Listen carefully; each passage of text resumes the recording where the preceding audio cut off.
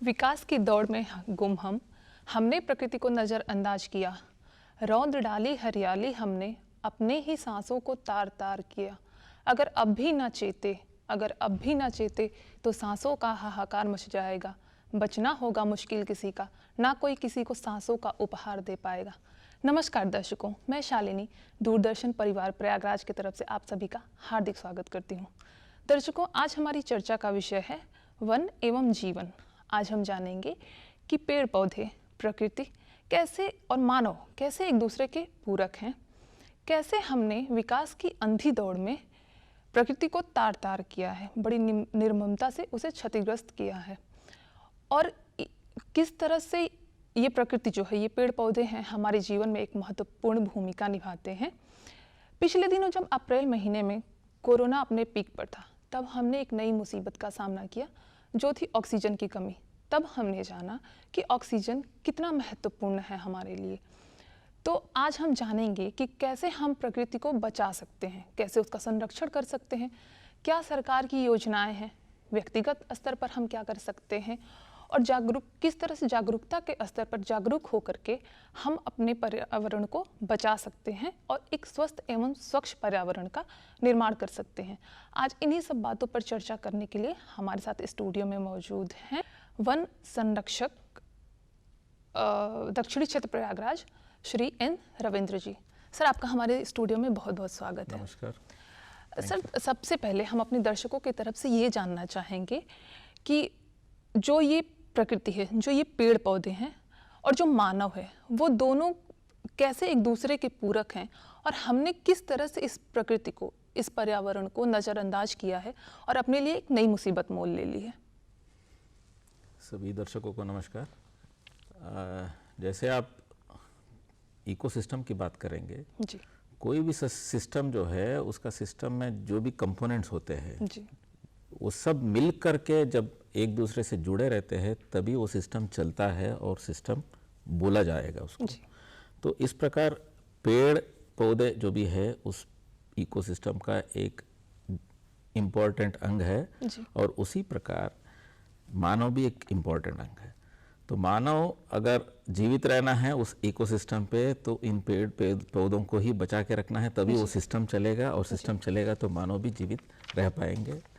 इस प्रकार आप बिल्कुल सही कह रहे हैं कि इकोसिस्टम में मानव और पेड़ पौधे एक दूसरे का जीवित रहेगा तभी पूरक बनेगा। हम बात गांव की अपेक्षा शहरों की करें, विशेष तौर पर बड़े शहरों की, जैसे अपना प्रयागराज है।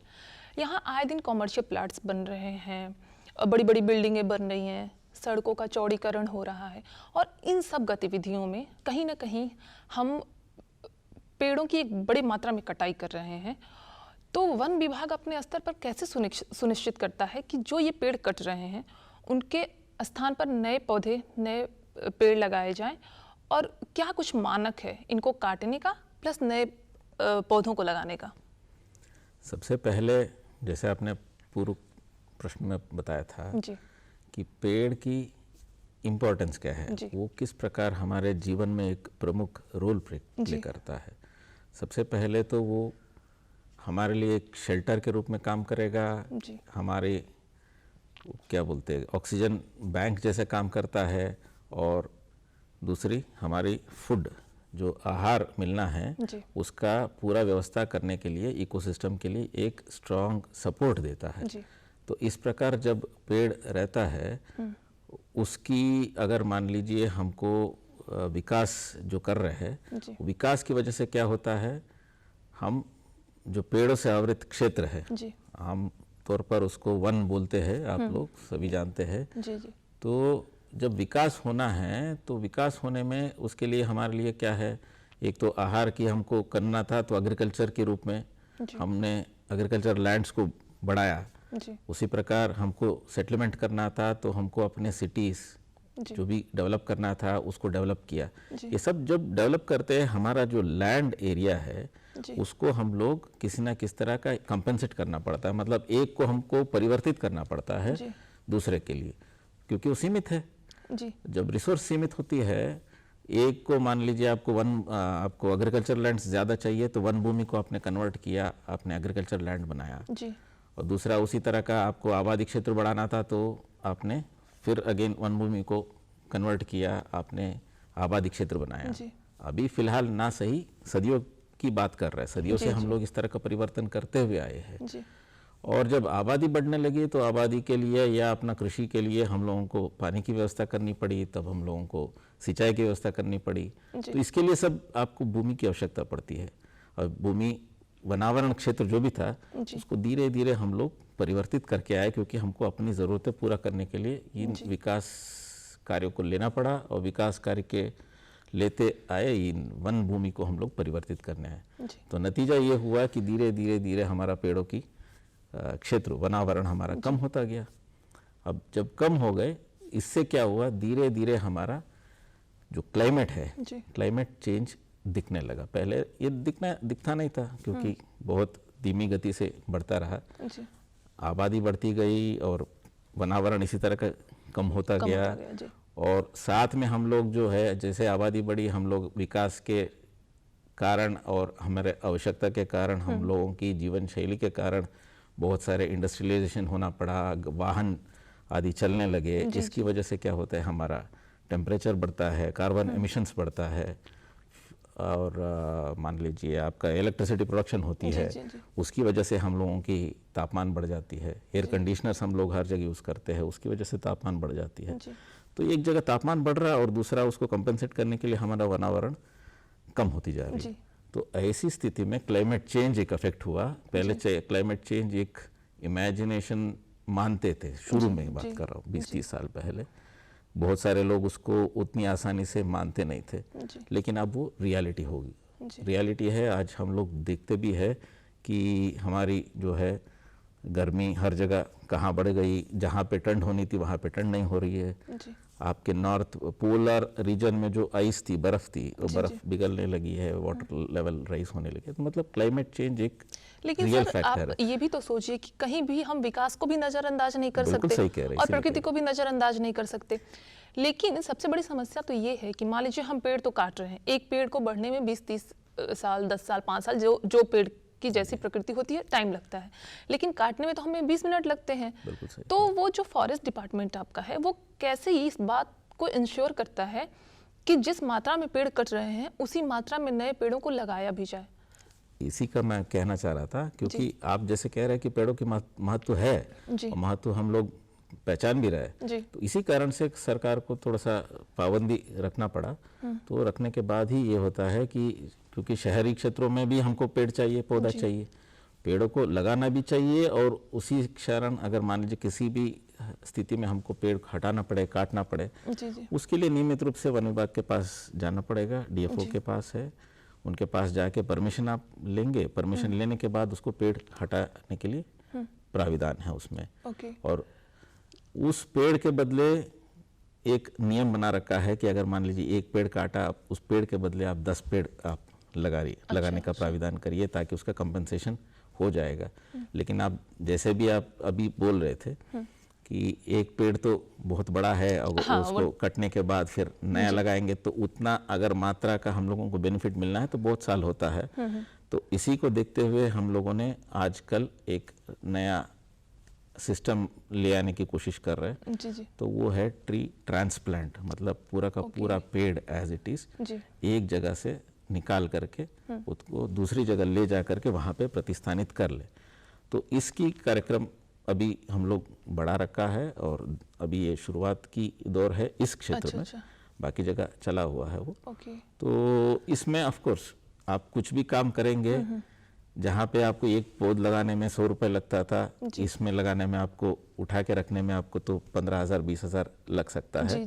लेकिन ये बिल्कुल वाजिब है, क्योंकि पेड़ की कीमत हम लोग आजकल क्योंकि हम इतने लंबे समय तक इंतजार नहीं कर सकते। बिल्कुल सही कह रहे हैं। सर, ये जो हमारे दर्शक हैं वो जानना चाहेंगे कि अगर व्यक्तिगत स्तर पर किसी को पेड़ की कटाई करनी है व्यक्तिगत कार्य के लिए, तो उसको सबसे पहले कहाँ जाके अनुमति लेनी चाहिए? और अगर कोई व्यक्ति अनुमति नहीं लेता है, बिना अनुमति के पेड़ पौधे काटता है, तो किस प्रकार के दंड का प्रावधान है?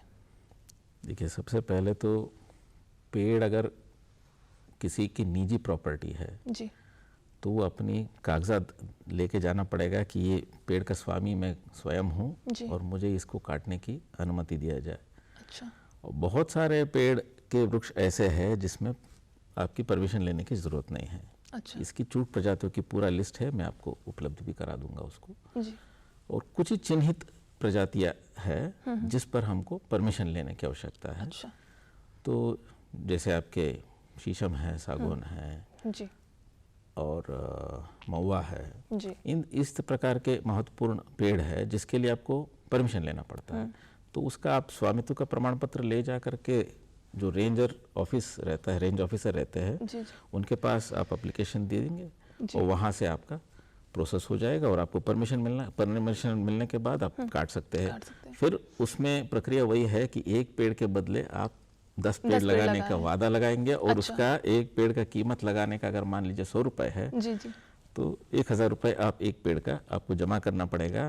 और आप दूसरा पेड़ लगाने के बाद उसको फिर वापस आप ले सकते हैं। अच्छा। लेकिन अमूमन यही होता है कि लोग पैसा दे देते हैं, उसके बाद फिर पेड़ नहीं लगाते हैं। अच्छा। और पैसा तो ये जिम्मेदारी थोड़ा सा हमारे ग्रामीण किसान भाई और सभी लोग थोड़ा सा महसूस करना चाहिए कि हमको केवल पेड़ काटने की और उसका लाभ लेने की हमको नहीं देखना चाहिए, क्योंकि वो जो पेड़ आज के डेट में जो कटा जा रहा है वो हमने नहीं डाला था, हमारे पूर्वजों ने जो दादा परदादा जो भी उन्होंने डाला था और इतना बड़ा वो एक हेरिटेज बना हुआ है और उसको हम लोग लाभ ले रहे, तो उसको उसी तरह का हम लोग आज पेड़ लगाएंगे तो तभी तो हमारे जो नेक्स्ट जनरेशन है उनके लिए तो पेड़ का स्वरूप में वो मिलेगा ना। अच्छा। तो इसीलिए हमको भी जिम्मेदारी देखना चाहिए कि मौका ढूंढना चाहिए, कभी किसी भी मौका हो उसमें पेड़ वृक्ष लगाने वाला, वृक्षारोपण करने का हमको एक जिद्द हो जाना चाहिए लोगों को।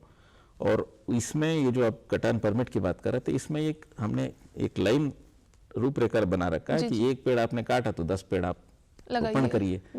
तो लेकिन अमूमन यही देखने को मिलता है कि पैसे जमा कर लेते हैं, उसके बाद पेड़ लगाने के नाम पे तो करते नहीं। तो देखा दर्शकों आपने कि हमारे पूर्वजों ने कैसे हमारे लिए पेड़ों के रूप में एक स्वास्थ्य का खजाना और प्लस हमारे लिए एक विकल्प रखा है कि हम काट करके उससे अपना काम कर सकते हैं।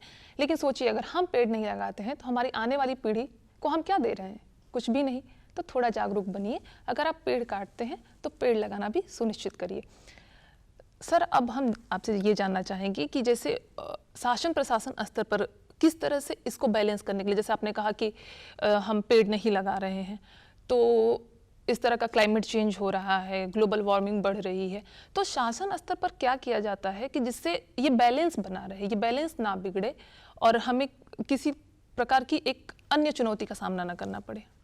देखिए, शासन के स्तर से लोगों को प्रेरित करने का और इस वृक्षारोपण कार्यक्रम में जुड़ने का बहुत बारी एक रुझान बना करके कार्यक्रम लगातार बना के रहता है। अच्छा।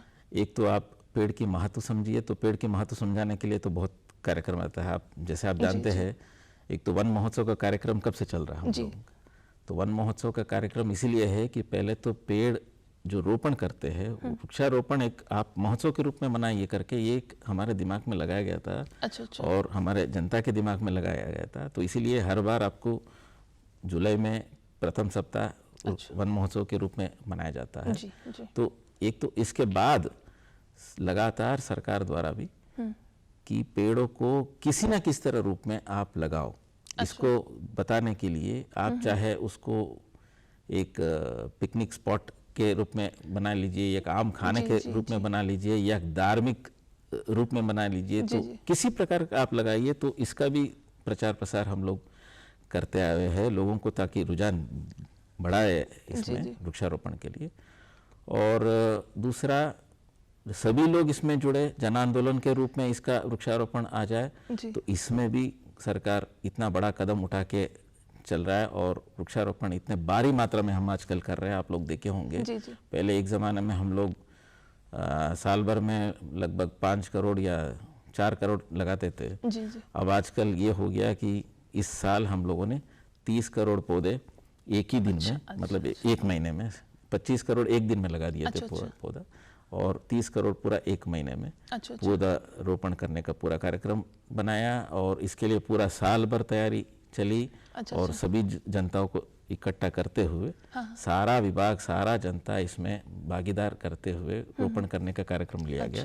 तो इस तरह का व्यापक कराया गया ताकि लोग किसी न किसी तरह जुड़ जाए वृक्षारोपण में, और न केवल जुड़ जाए केवल रोपण एक तो शुरुआत है, रोपण करने के बाद उस रोपित पौधों का रक्षा करना बहुत आवश्यक है, उसको बड़ा होते देखना बहुत आवश्यक है। तो इसके लिए जन आंदोलन की आवश्यकता है, और जन आंदोलन लाने के लिए सरकार द्वारा इस तरह का लगातार कार्यक्रम किया जाता रहा। अच्छा, अगर बात राज्य सरकार की करें तो राज्य सरकार की वो क्या खास योजना है जिससे वृक्षारोपण को बढ़ाया जाए और उसको मतलब एक व्यापक पैमाने पे लाया जाए? तो सरकार की क्या कुछ खास योजना है इसको लेकर के, स्पेशली राज्य सरकार की? देखिए, ऐसा है, कार्यक्रम हमारा केवल राज्य सरकार के लिए अगर बोलेंगे तो हम ये जो व्यापक वृक्षारोपण कार्यक्रम अभियान जो चला है, ये राज्य सरकार द्वारा विशेष रूप से लिया गया है। अच्छा। और जैसे आपने विगत 2-3 साल से देखे होंगे, 15 करोड़ से लेकर के हम लोगों ने चालू किया था। साल भर में मतलब रोपण करने का, एक दिन में 15 करोड़, उसके बाद 20 करोड़, उसके बाद 25 करोड़, अब इस बार 30 करोड़ हमने लगा दिए। तो इस तरह का व्यापक रूप से राज्य सरकार द्वारा ये कार्यक्रम चलाया जा रहा है। और चला के लोग इसमें जुड़ जाए और इस तरह का भागीदारी सुनिश्चित करते हुए करने का पूरा प्रयास किया जा रहा है।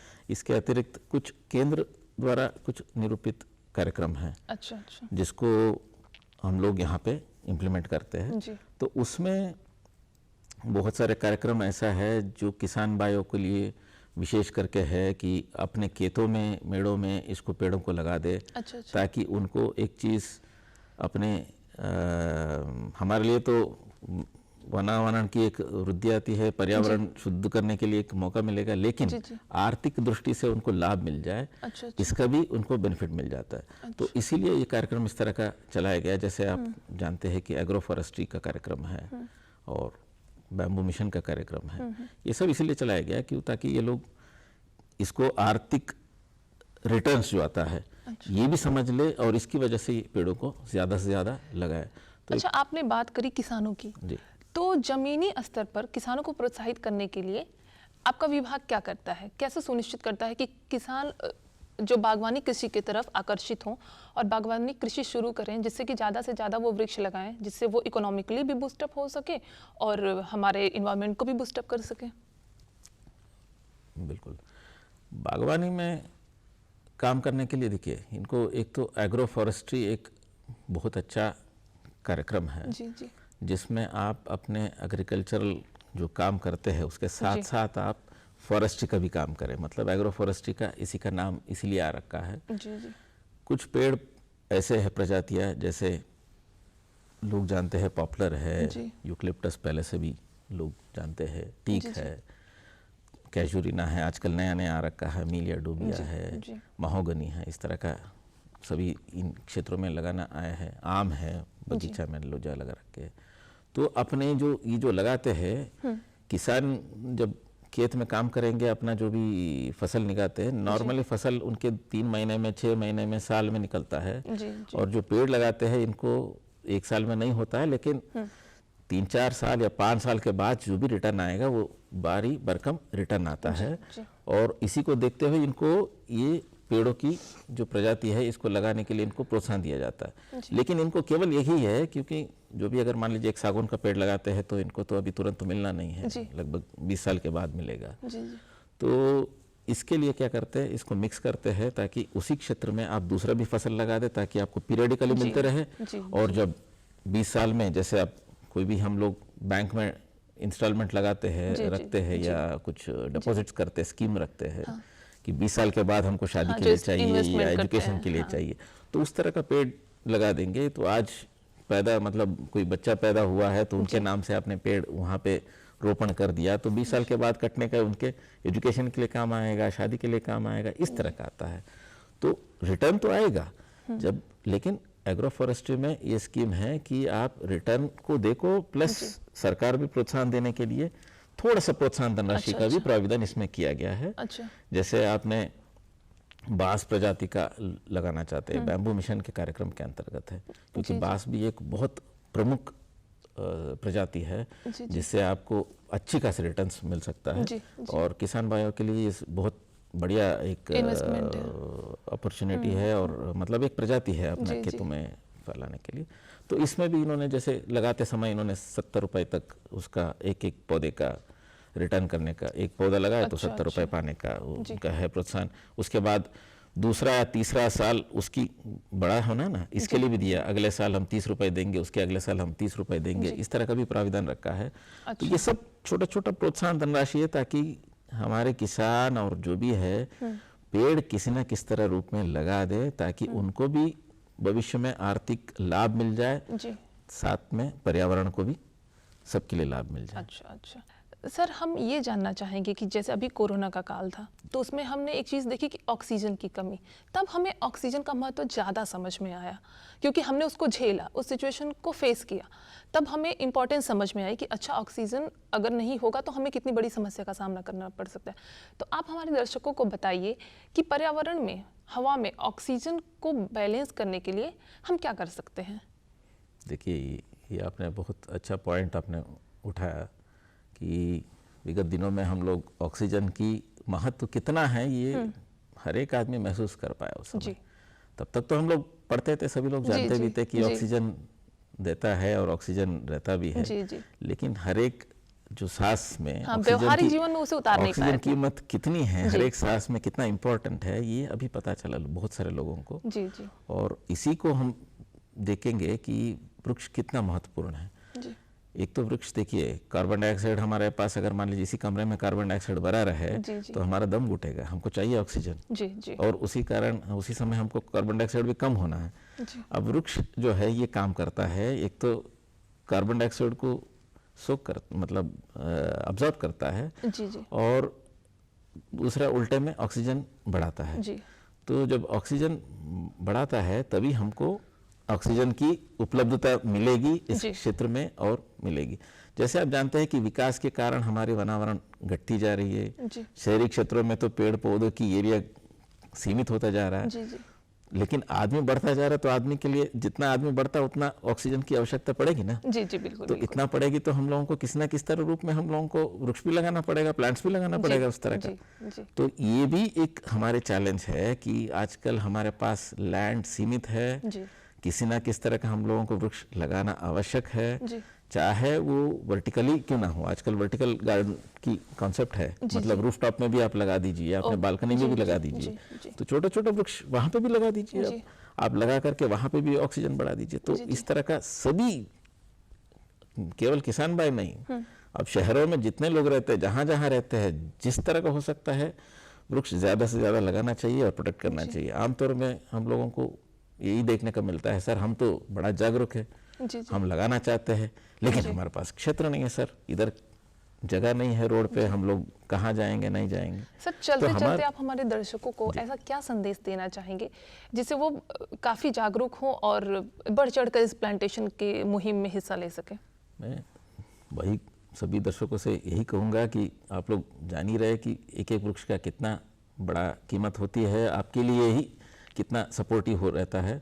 इसीलिए जहां मौका मिले, जैसे मौका मिले, आप वृक्ष लगाइए, लगा करके केवल उसको फोटो खींच के भूलने मत, उसको बचाना और बढ़ाना देखिए, क्योंकि वृक्षों को जब करेंगे रक्षा तभी बनेगा जीवन अच्छा, ये मान के चलिए, तभी हमारा जीवन सुखमय रहेगा, भविष्य भी अच्छा रहेगा। Thank you so much sir, आप हमारे कार्यक्रम में आए और हमारे दर्शकों को इतनी अच्छी जानकारी दी, इस तरह से आपने जागरूक किया, इसके लिए आपका बहुत बहुत शुक्रिया। थैंक यू, धन्यवाद, नमस्कार।